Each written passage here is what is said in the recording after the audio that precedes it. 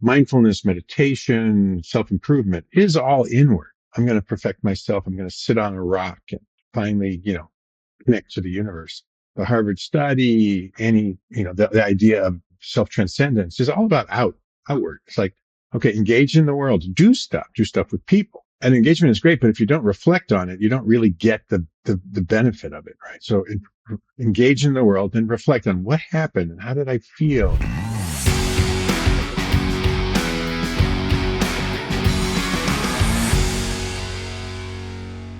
Welcome to the show, Bill and Dave. It's great to have you. Yeah. Johnny and I love asking the question anytime we have two guests on, what brought you together on this project? Well, technically lunch. Yeah, it was. I went full time at Stanford in 2006 and 2007.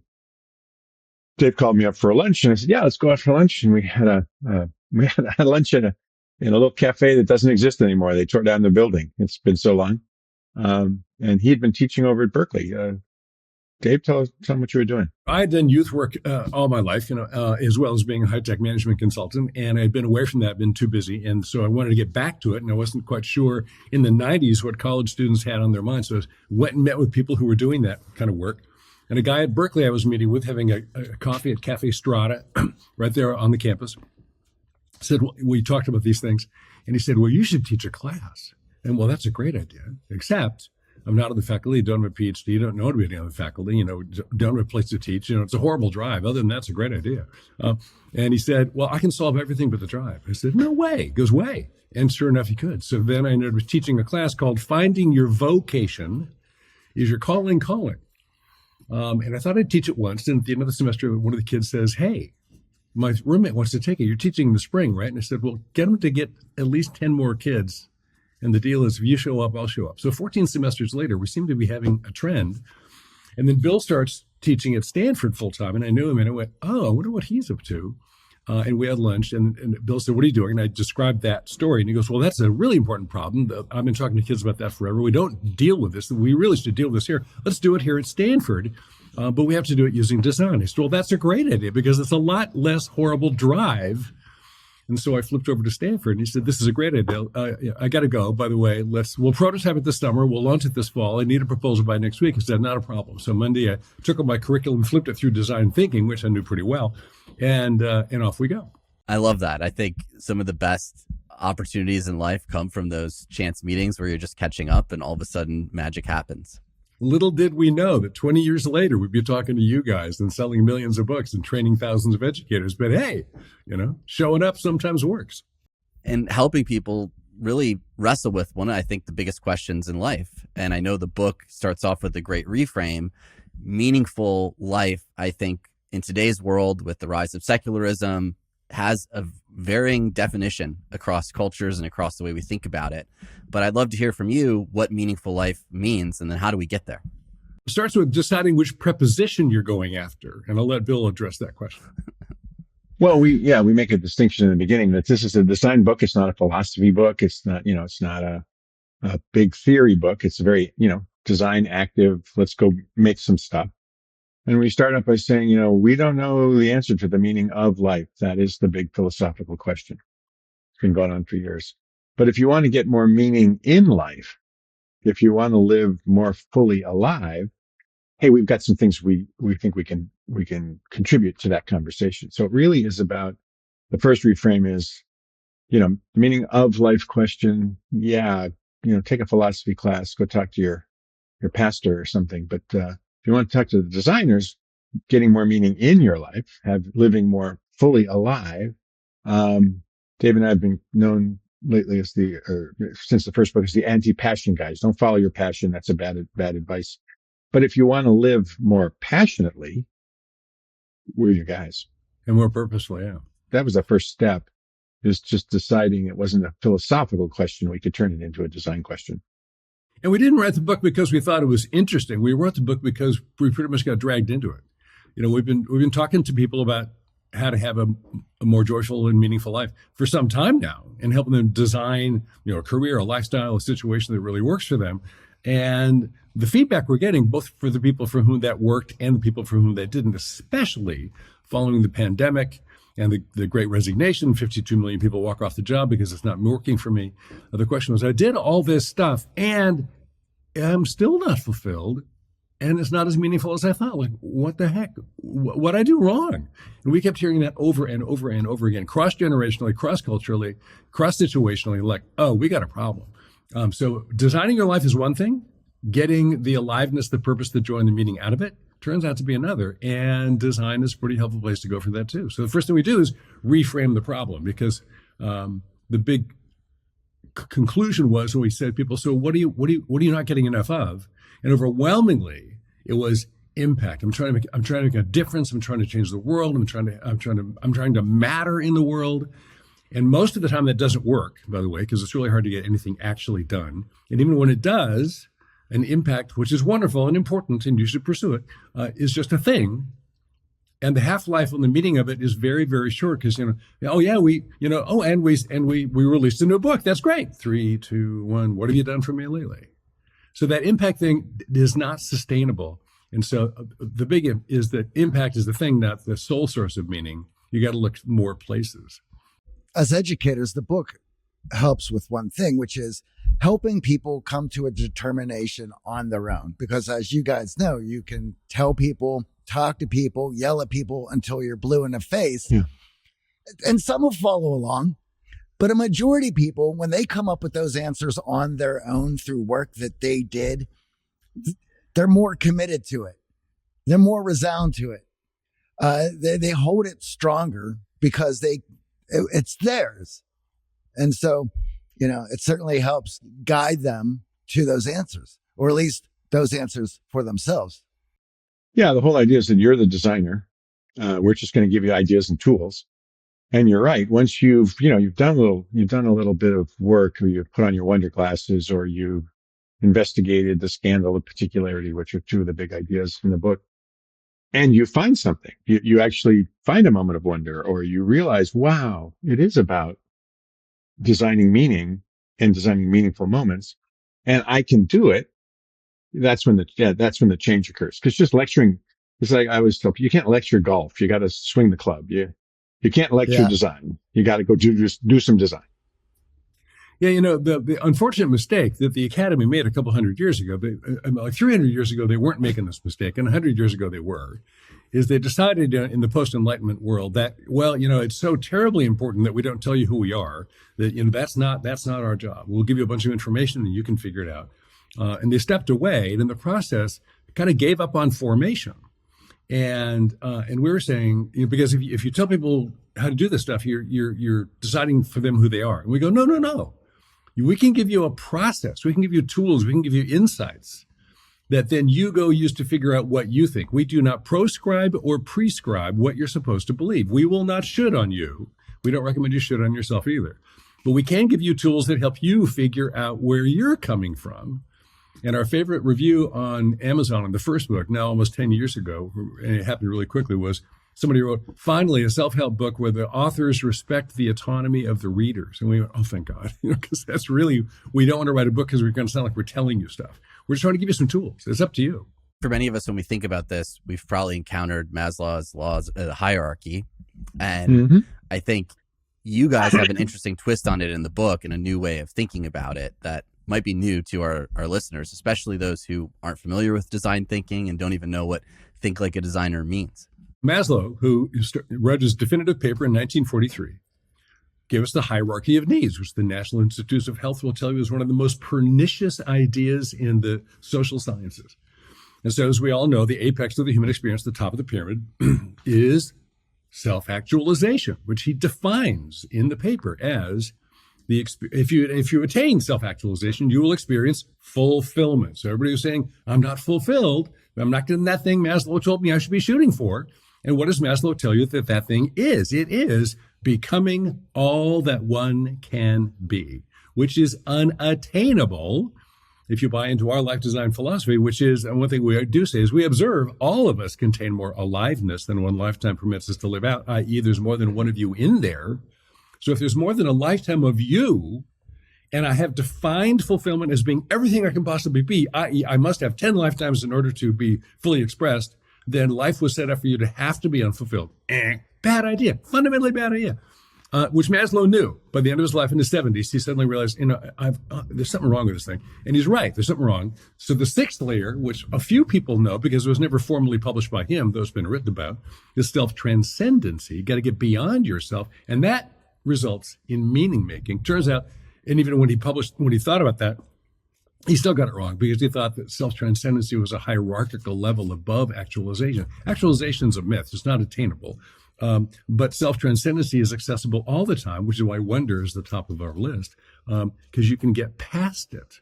And so we move from what to what, Bill? Being fully alive. And this idea of self-transcendence, you can be self-transcendent while you're still working on safety and security needs, while you're unemployed. You can be self-transcendent, out almost any time.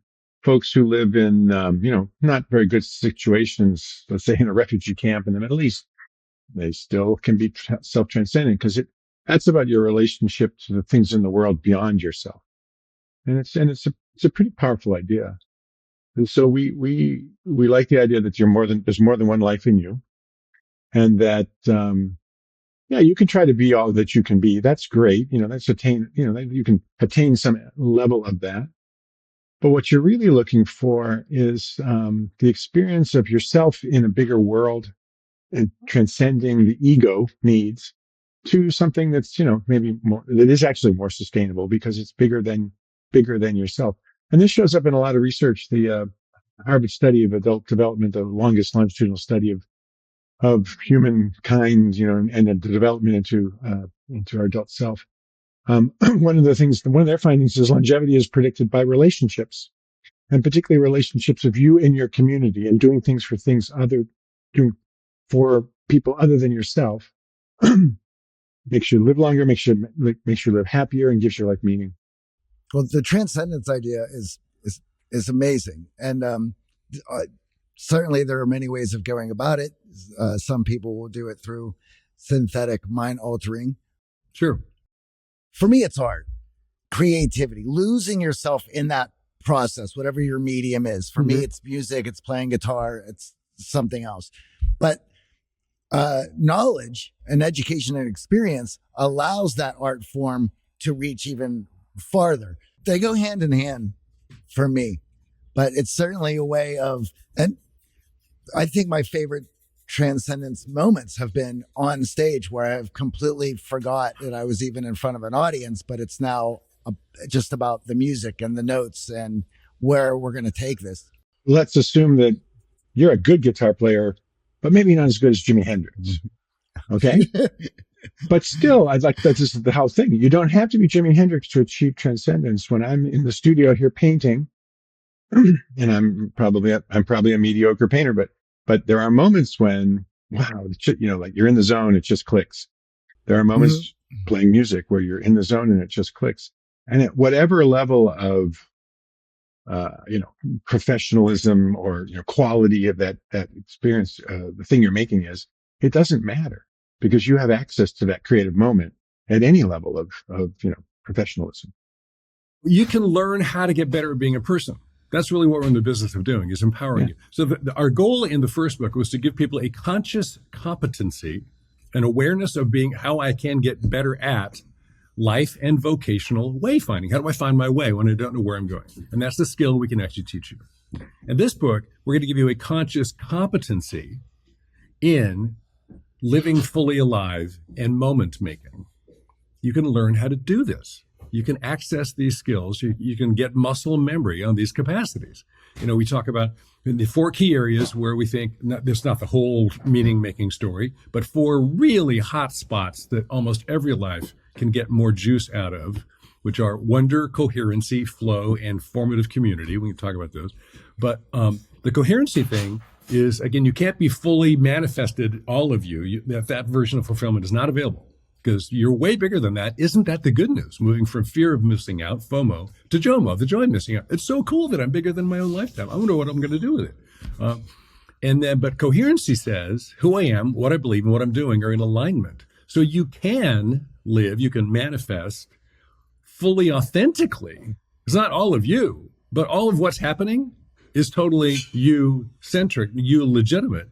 And that's a really meaningful experience. I feel like I am actually acting, I'm AJing really well right now. That feels really terrific. So these are skills that you can actually learn. You can get some language, you can get some tools, and you can actually have this. When Pedro says, "Hey, how's it going?" You can go, "It's going pretty well. It's kind of working for me." One thing that we've observed with the top performers that we've worked with, our clients, is that they tend to err on the side of self-actualization on a lone wolf path. So how do I go inward? How do I become the best version of myself and shut everyone else out? I don't want to participate in groups. I don't want to be a team player. I want to self-actualize and look at it almost in a selfish lens, to the detriment of the relationships in their life that we know create so much benefit. And I'd love to start first just talking about formative communities, because I think this aha moment for our audience will be really profound. What we have found, and this comes particularly out of the work I do with the DCI program, the Distinguished Careers Institute program, now 15 years old, and I've been working with them for going on 10 years. It's a year-long gap year program for grown-ups, 45 to 90 years old, mostly 55 to 75, taking a year, stopping out, paying a big chunk of money to do it, and think about, so now what? And we put them in these small groups for the purpose of figuring that out together. And what we've come up with is the model that there are three reasons people get together. There's a social gathering to have a good time together. There's a collaborative gathering to get something done together. And there's a formative gathering to become better together. Bill and I define the human person anthropologically. What are we? We're a becoming. Skip the classic Western challenge. Am I a being or a doing? A being or a doing? Which am I? That's a duality. You're going to get stuck in a binary dead end. Start with who you are. You're a being. Go out and do stuff in the world, and then pay attention to it and grow into the next thing you're going to be growing into. You're becoming. So your lifelong, the one mission we all have is to increasingly become coherently more and more authentically ourselves in a meaningful way in the world. That never stops. So when we gather around becoming, it's a gathering of intention. Jimmy's into guitar and Bill's into Beanie Babies and I'm into sustainability. Oh, we can't be in the same group because you guys can't help me. No, we can't. Because Bill's billing and I'm daving and you're AJing. And whatever AJ wants to do, I can help you AJ better. And so that gathering around the authenticity of how we are becoming, we've got tools for that too, turns out to be, and these people who all have huge networks and big families will say, within 6 weeks, these are the most important relationships I've ever had in my entire life. Because most people don't have a formative community that supports them becoming these high performers you're dealing with. Like, how can you help me hit a new personal record? If you're not helping me hit a new personal record, get out of my way. It's all performance. It's all outcome. It's all transaction.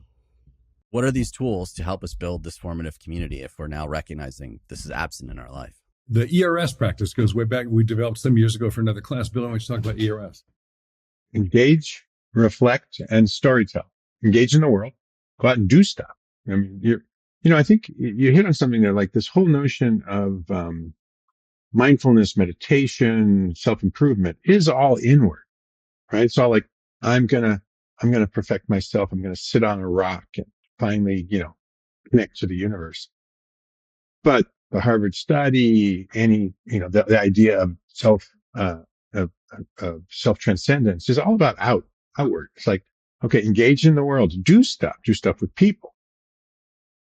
And engagement is great, but if you don't reflect on it, you don't really get the benefit of it, right? So engage in the world and reflect on what happened and how did I feel and what happened when Mary and I had that interaction and how did she feel, right? And really think about it and then tell your story, go out and tell people, hey, I'm on this journey and I did this thing and I'm starting this formative community and we're doing blah, blah, blah. Because the telling your story kind of loops you back to another engagement, right? Somebody will say, hey, why don't we try this together? So engage, reflect, storytell is this, kind of generative loop. It picks up energy as it goes. And it's quite simple, right? But again, rather than going inside, you go inside to think, how did that experience, how did it feel? But you go outside to engage. You got to engage the world to get the data about where you're going, right? Everybody wants to go somewhere. They want to go go someplace and achieve something. Well, where are you going and why did you go there? And then tell your story. And, we find that it starts to generate its own momentum because curiosity leads to more engagements. Engagements lead to more reflections. Reflections lead to more stories that create some more curiosity, and around you go. The blocker for many of our listeners, and we know for our clients in the story piece, is they feel that the story has to talk about the destination, not the messy middle and not the journey. So they find themselves like, well, I'm not good at guitar. I've never been on stage like Johnny, so I can't share that story of me perfecting guitar and screwing it up. Or, I'm not, when I compare myself to others based on social media and what media that we're consuming shows, I'm not where I should be. I'm not enough. And therefore, they don't have that opportunity to present the story that actually creates engagement. So one of the things that we do to get them out of that loop is to recognize that the journey in the story is actually more connecting than the destination. If you tell me your personal best in a marathon and I'm not a marathon runner, well, I can't really connect to that. But if you tell me all the discipline that went into the journey of you getting into running, why it was your passion and how you work towards that personal best, well, I can connect to that. I want to go beyond narrating the transaction of my performance. Like, oh, that's a really cool story, how you hit your personal best. That's still just, which is interesting. And that's a version of a collaborative community because we're discussing our performance and what I got done. So a bunch of individuals talking about, we're collaborating on how to do that stuff. What we're really saying is if I accept this idea that you're a becoming, and one of the ways we kind of unfairly divide the world into two groups of people is there are people wandering around rehearsing their answer. Like, I got this figured out, listen to me. And there are people who are living the question. So we're supporting the latter. We're helping you live the question. So a formative community, a community whose goal is to help you form more fully into your more fully authentic and more fully alive self in a variety of expressions. That's what we think is interesting. So I'm on the agenda of becoming. So who can help me become more?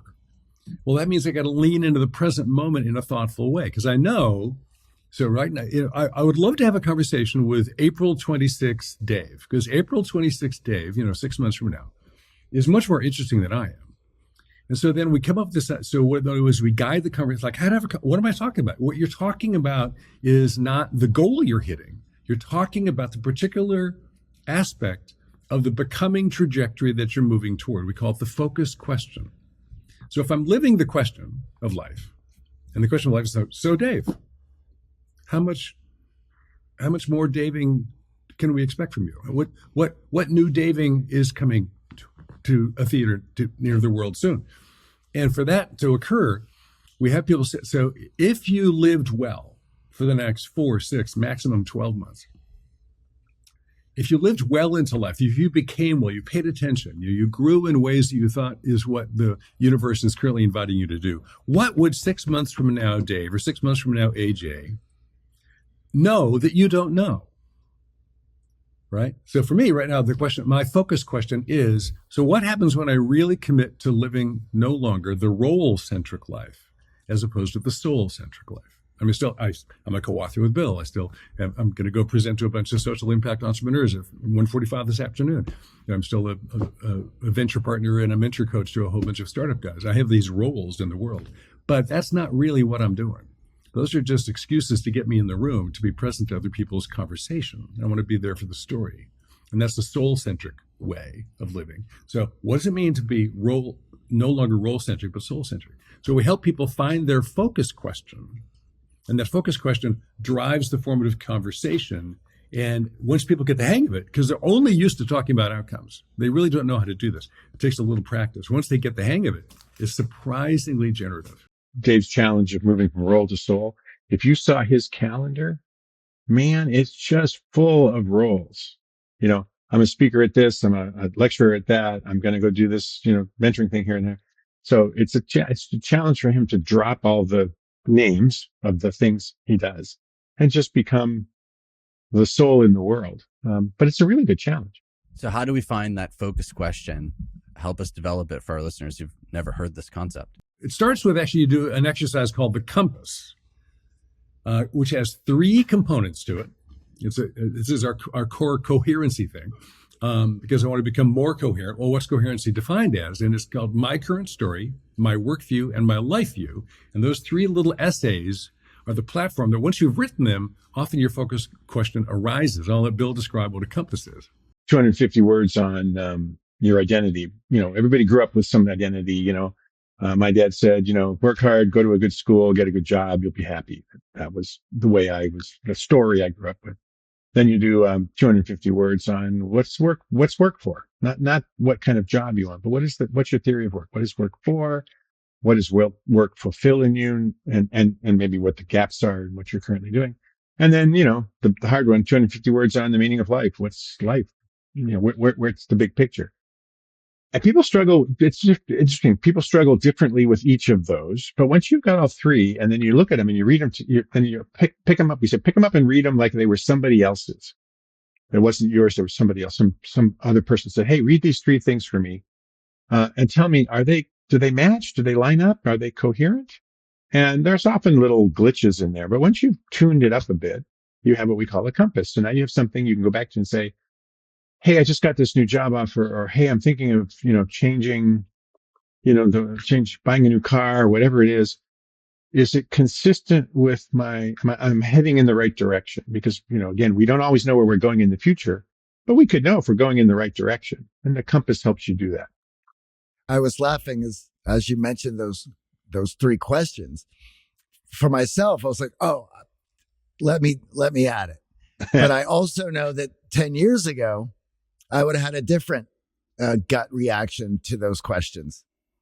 And so I'm sure there's a lot of people in the audience who are, curious, but probably even scared to have to sit down with a pen and paper and answer those questions. However, I would challenge them to answer those questions to the best of their ability right now, and then pull those answers back out 5 years.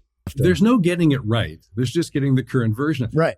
It's been done hundreds and thousands, if not millions of times.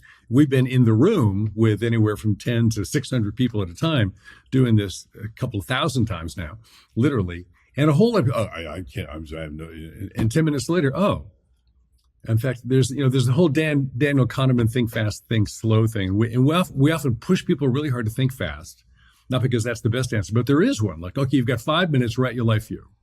What? What are what are the ultimate things that make life important? Is it truth, beauty, God, or money? It doesn't matter. It's up to you. And their hand starts moving. So the truth is, all of you listening have answers to these questions. You just haven't heard them yet. So give them a chance and they'll come out. And then after you write that stuff, by the way, we're big believers in the narrative. You hear we use the term storytelling a lot because we now know neurobiologically that we are story-based animals. You have a story-based memory system in your mind. Any data your mind can't make a coherent story out of, it's going to reject. So one of our mindsets is called the create your world mindset. Life is a story you tell yourself. Yes, that's actually true. So pick your story really carefully. It's got to be true. It's got to make sense. But there are a lot more generative and less generative versions of your story. So by writing the story of my life and the story of my work view and the story of my life view, those are narratives. And then after that's done, we say, and now if you want, you can mine out your core compass values. My values are, beauty, community, performance, whatever it is. We don't start with, okay, would you write down your top values? If we do that, they're going to give us a constructed answer. They're going to give us this outcome image-based answer as opposed to what do I really think, what do I really believe? You reverse engineer yourself. And then those values, by the way, if you look at that list of values, your top 4 or 5 values hiding in your narrative story, real good chance one of those values is at the core of your focus question. After you do this, right? And we do it in class and the students get together and we put them in threes and we say, read your work view, life view, and story to each other. Because, and don't start with, I didn't read it very well. I just did it last night. I'm not sure it's any good. Don't do that. Just read it. And it's almost, and 100% of the time, a transformation occurs. When you read it out loud to other people, you kind of own it. And maybe there's stuff in there you'd like to change, but that's not the point. The point is to just read out loud authentically and let other people hear your voice. And it changes you. It changes them, by the way. Then they think, that was really interesting. I think I want to put that in my worldview because I really resonated with that. So it's a community thing. We still do it in groups. We do it in communities. And, one of the other reasons we wrote the book is this is the loneliest generation we have ever educated at Stanford. I mean, all the statistics about loneliness. Last year, the Surgeon General said loneliness is the number one health issue in America. So when we get people together and they have a chance to read and hear and kind of speak their truth to some extent and witness someone else speaking their truth, it's transformational. It turns out it's almost impossible to hear yourself by yourself. Absolutely. So when we have people read their own work back and forth to each other, one of the questions he says, so how many of you, while you were reading something, suddenly went, wait, that's true. I do think that. Yeah. And we asked the listeners who don't know each other, they met each other 2 seconds ago. And their assignment is comment on the moment in that reading when the speaker was being most authentic. Ooh. I like that. And we don't explain what we mean by that at all. It's an outrageous term to use, by the way. And so when was AJ? I mean, I would know. I bumped into AJ in Subway this afternoon and probably wouldn't recognize him. When was AJ being the most authentic? Well, it turns out if you're a human being, because we are profoundly social animals, our colleague Dan Siegel has reminded us now that we are really much more of an aspen forest of a collective consciousness than we are a bunch of autonomous beings. So when I'm being significantly disclosing, not divulging, this isn't, tell the gory story, this is just tell the honest story, with other people and it being received, then I'm actually got a better shot at getting in alignment with my true self. So these conversations can be very meaningful. The better you know yourself or more comfortable you are with these narratives of yourself and reading them and telling them to other people, it changes your social media experience. So now you're just not somebody who's influenced by everything coming at you. You're now doing the influencing. Yeah. And you're doing the discernment. Oh, that's a bunch of bullshit. I don't believe that, Yeah. Right. It's like, or whatever. Or, hey, that was a really authentic, post by that person. I think I want to comment. Because we're bombarded by messaging, most of it pretty full of baloney. But, once you've got a compass, like I say, then you go in the right direction. And that builds confidence. And if you end up in a cul-de-sac or something didn't work out, that's okay, because the other thing we teach people to do is how to prototype. I was at Apple for 7 years and I was there when we were building the first laptops, and I know people from the iPhone team. They built a lot of prototypes before they figured out what something was. Because if you're doing something new to the world, you have no specification, right? There's no spec to design to. Well, you don't know what you're going to be in 5 years or even 3 years or probably even 6 months of the way things are changing. So, prototype your way forward is the best way we know of to kind of invent something new. And the new you is an invention. So I think for those in our audience who are feeling stuck or maybe feeling completely out of alignment, a lot of this stuff sounds great when you are on your way to actualizing and you feel really good about the values in front of you. But we know that life doesn't always run smoothly. And I think a big part of this is building the resilience to actually handle it when things don't go your way, when you have answered these questions for yourself and you care deeply about these changes in your life. So how do we start to build that resilience through all of this? Well, part of that, we talk about mindset, right? So this book is probably the most, it's not a philosophy book, but it's the most philosophical book we've written. It starts with, 4 big reframes to think differently about meaning. And then it gives you 5 mindsets. Like this is the point of view. If you want to put kind of this mindset on, your chances of running into, meaning and purposefulness go way up. And then 4 areas where you can, with sets of tools, you can go start practicing. But the reframes are huge. And one of them is called the scandal of particularity. So it starts with, impact is not the only game in town. If you put all your meaning-making eggs in the impact basket, you're probably screwed because it's way too small and it's not going to last. So you got to get beyond that. And so we have these other categories. And the next idea is it's not fulfillment, it's becoming fully alive. And the last big idea is it's the scandal of particularity. And I'm not forgotten your question, AJ. I'm actually getting connected. And the scandal of particularity actually was originally a theological idea that became a philosophical idea, which is, as it turns out, the nature of reality is such that the full expression or experience of any ultimate love, truth, beauty, compassion, community, you name it, doesn't exist. Never happens. There is no perfect sunset. There is no right anything. It turns out the sublime is only encountered in the ridiculous, and the ultimate is only reflected partially and temporarily in a very constrained manner in the particular. You cannot make the perfect cake, but you can make a pretty enough cupcake that my grandson Memo on his 7th birthday party a couple of weeks ago can go, ooh. And when he sees the cupcake, he goes, ooh. During that, ooh, wow, there's a moment when real beauty was recognized by a real soul and it actually happened. And that's a particularity. So you decide to accept the finitude of life and the constraint of living in a universe where the arrow of time is going and moments are fleeting. If you make that decision as a reframe, then it's all about not fighting against, I'm never going to get there. It's about celebrating the wonderfulness of a particularity when in fact it reflects something that you care about. So where the resilience comes from is not getting tougher and tougher and tougher. The resilience starts with cut yourself some slack. When I say this is as good as it gets, that's not the consolation prize. No, turn your mind, shift your mindset. Hey, this is as good as it gets. Like, I don't know you two guys, but we're sitting here having an honest conversation about things that matter to people. My day job is talking to sincere people about stuff they care about. That's freaking great. And I'm gonna hang up in 16 minutes. And then it'll be over. But that's, celebrate that. So the first step to resilience is shoot for the right thing, which is a couple of moments, a couple of particularities in your day when something either meaningful or beautiful or wondrous or deeply engaged in flow is happening. And then go, great, do it again tomorrow.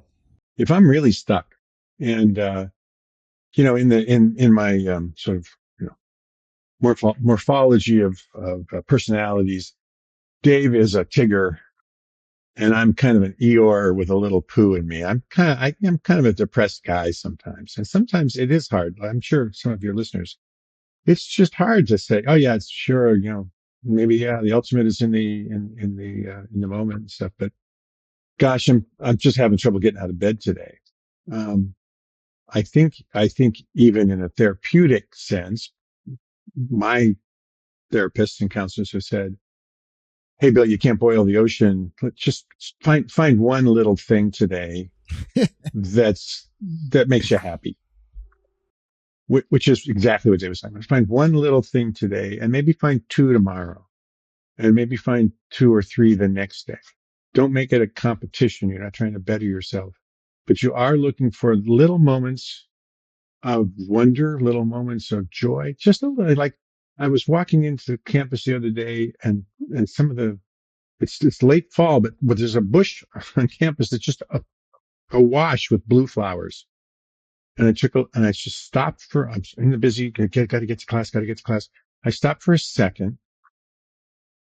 I took a picture of one of the flowers and I tucked one of the flowers in my notebook. Small moment of wonder, beauty, whatever you want to call it. I think you can build your way out of the sort of sense that, shit, nothing matters anyway. And I'm never going to get anywhere anyway. It's about small moments, as Dave described. But I have a real soft spot in my heart for people who are a little more Eeyore than everybody else, because it's hard. Resilience comes from finding small moments and then building on those. Get smart about playing the game to win, people. We teach design thinking, and the formal name of which is HCD, human-centered design. So, I'm the theist, Bill's the atheist, I'm the Tigger, he's the Eeyore, but, and people go, how do you guys get along? We get along great. We're celebrating our 20th year of collaboration because we agree on the human part. We say, if you get the human part right, you can't go wrong. So our theologies may be different, but our anthropologies are identical. And what we now know about the way people actually are, right? Lisa Miller's work out of Columbia is we're learning a lot about the brain. And one interesting model that she's put forth is that there's the achieving brain and there's the awakened brain. And they're different parts of you and they operate in different ways. And the achieving brain is that get stuff done guy, or the really killing it woman. And that's what we're in almost all the time. So when these people who are stuck, they're actually not only stuck on their problem, they're stuck in their achieving brain. And so we've actually posited this concept called the transactional world and the flow world. There's really only one universal world, but we're completely incapable of grokking the whole thing at once because your brain operates in different modalities at different times. So there's a different consciousness. So we say, look, there is a transactional world that you perceive and experience and encounter while you're achieving, get stuff done, performance brain is running. And most people we talk to, they're in that brain 99.7% of the time. So when I'm talking about how do I make this better? How do I achieve better? How do I hit my goal? How do I feel better about what I'm accomplishing?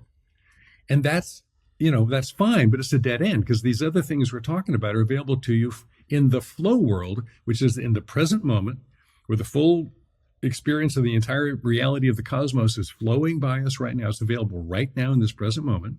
Can you be attentive to that with your awakened brain?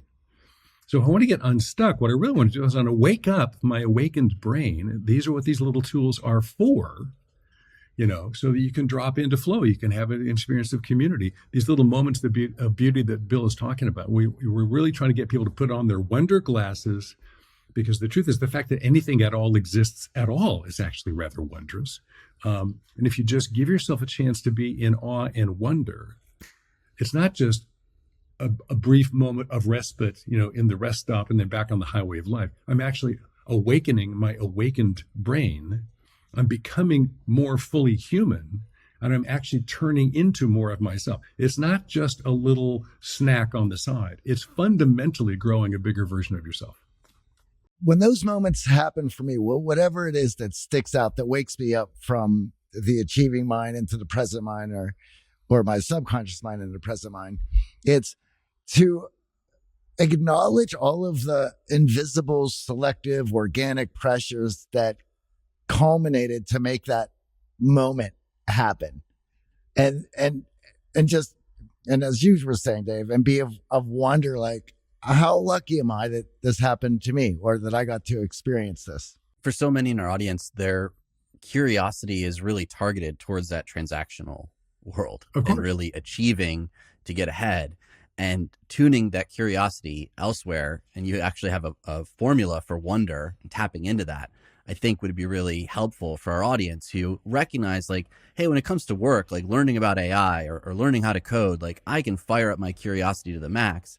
I'm not paying attention to that bush on campus. I'm not paying attention to these things that are happening outside of that. We talk a lot about curiosity in both books, because curiosity is it's a natural human mindset. I have a 4-year-old grandson, and he's really teaching me about what curiosity is really about, because he's like, everything is interesting. An ant is interesting. A leaf is interesting. It's a rock amazing. is interesting. Yeah, it's amazing. And we were all that 4-year-old kid at one point. So we all have curiosity as a way of engaging the world. And then there's stuff in the world that is just it's amazing. It's mysterious. You can't figure it out. The moments you have playing guitar, the moments I have in the studio, and any moments of this transcendent sense of things, or just other forms of mystery, the mystery of nature and how beautiful it is. And so we realized that, if you take curiosity plus mystery, you take curiosity up a notch, and it becomes wonder. Wonder is just sort of like the deeper level of curiosity, where we're acknowledging. And you're not even trying to demystify. That would be the wrong thing. So you're not trying to figure out the mystery. You're just in the mystery with this deep curiosity of the world. And it's like, yeah, look at that, and looking at that through what we call your wonder glasses, or putting on a frame of mind to try to see what you're looking for, but to look for the things that contain some of the mystery of the world, the mystery of nature, the mystery of the human condition, right? So, we describe wonder as curiosity plus mystery. We have an exercise called put on your wonder glasses, where you go out and you look at a situation, and you first you interrogate the situation and write it down as a transaction. And then you go, hey, if I was curious about this, I'm really curious about this bush. Why is it blooming in the middle of it's almost winter. It's raining, but why are there still flowers? Blah, blah, blah. And then you drop that curiosity to one more level of like, how is it that flowers even get made? Like, yeah, what, like, and then I know a little bit about evolution and bees and flowers and color, but heck, this is really wonderful. So you can design these wonder moments, these meaning making moments every day. Once you get into the practice of doing it once or twice a day, the positive psychology guys will say, hey, you're actually rewiring your brain, because instead of looking for problems or looking for things that are bad, you're now looking for things that are not only good, but wondrous and curious and fantastic. And the more you pay attention to those things, the more your experience of your day and your life and your mood, you will elevate. And they've even shown that you actually rewire parts of your brain. So yeah, wonder's a big deal in this book. That tool really points out one of our top goals, our overarching goals, is to help you get more out of life, not cram more into it. Like, what else do I need to do? What trick do I need to get better at work? Okay, that's all more. I mean, I'm not having enough fulfillment. It's not meaningful enough. What else do I need? Well, I got to start taking Ritalin and sleeping 2 hours a night. That is not a good pathway. What we're saying is, no. It's right in front of you. These are about tools and mindsets that allow you to extract the beauty, the joy, the meaning, the purposefulness, the aliveness, really, of the life you're already in. You don't have to change anything other than the way you permit yourself to experience the fullness of what's right in front of you right now. It's free. I'd love to talk about one last reframe. We had a recent guest on the show, UPenn professor, who shared that almost 99% of his class felt they were in survival mode. So even while they're studying at UPenn and all of their needs are taken care of and they're achieving everything that they set out, they still feel like they're stuck in survival mode. And I think for many of us, when we feel that way, we are stuck in, I got to do this, I got to do that. And that mode can just wear us down and make it really hard to put on our wonder glasses, really hard to see everything outside of it. We talked at the top of the conversation of pick your preposition, meaning in life versus meaning of life, carefully. And here's pick your vowel carefully.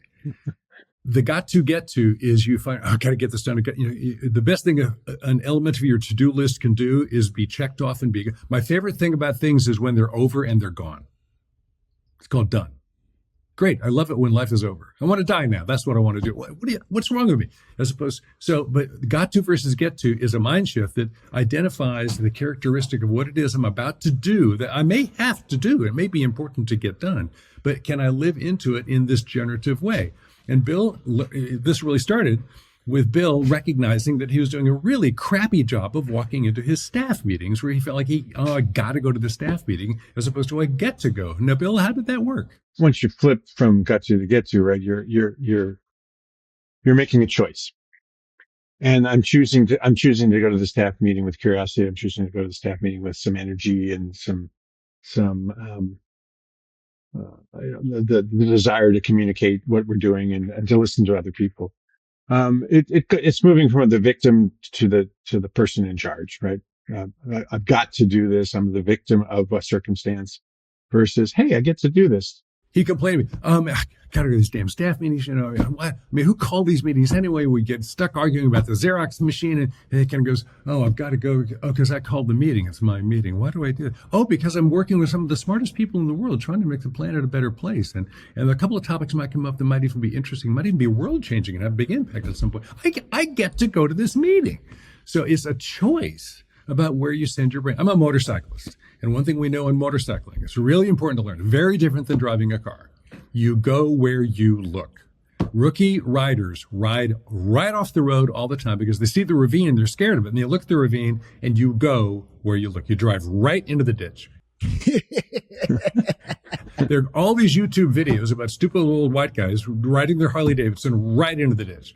And that's what we do all the time. Oh, God, I bet we're going to argue about the Xerox machine again. Oh, there we go. See, I told you, I knew it. Oh, crap. As opposed to, oh, wow, I get to do this. So pick what you get to do, even in the midst of that requirement, and allow yourself to be present to it. Look up to go up, look down to go down.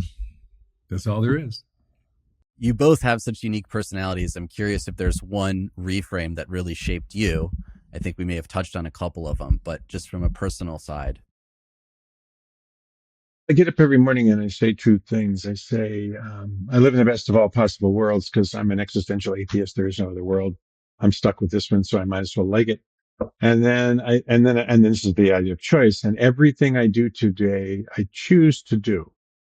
And that comes from the work of Viktor Frankl, Man's Search for Meaning. It comes from other things. So I try to make my life a choice. It doesn't always work, but most of the time it does. And recognize that I'm privileged. You are privileged in this life, in this incarnation, to be a sentient being. So make the most of it. I don't really believe in reincarnation, but I'll try to make the most of it. We have these 5 mindsets, and I won't do the whole list, but 2 of them, and we talk about mindset twofers. A couple of them, when you put them together, become a power tool. And my favorite twofer is acceptance, radical acceptance. All the cool stuff happens in reality, so you must be here to win. So I want to accept things exactly as they are. And then availability, not only accept like, oh, okay, I guess I'm going to staff meeting, but availability, and then leaning in like, oh, and I wonder what might happen here. This positive anticipation. We call it the pursuit of latent wonderfulness. If you expect wonderfulness to occur, its chances of actually arising go way up. And Bill often sneaks up behind me. We kind of call each other our own crap after all this time. And I'm always wanting things to be better. So acceptance isn't my favorite thing. And Bill will sneak up and whisper me. He goes, Dave, I think we're having an acceptance problem again, Dave. Because, there's only 30 kids in the room. We were expecting there are 50, but, there are 30 kids here. Can we accept that now? Can we move on? And so acceptance plus availability, like, okay, this is what's happening. These guys, we had to reschedule this call for today. I have to get up at 7:00 in the morning again on Thursday. Oh, and could I be available? Because AJ and Jimmy might turn out to be interesting. And guess what? They were. So acceptance plus availability, that's my favorite reframe for almost anything. Well, thank you both for joining us this early morning. We appreciate it. Where can our audience find out more about the book and your work? Go to Designing Your Life, Designing Your Life. So Designing Your Life with a dot between your and life. And that'll take you to our homepage. It'll introduce you to our new newsletter called Fully Alive. Once a week, we're going to give you something you can think, learn, and do to start living this way right now. Don't even have to wait for the book, which ships in February. Thank you both. Thanks a lot, guys.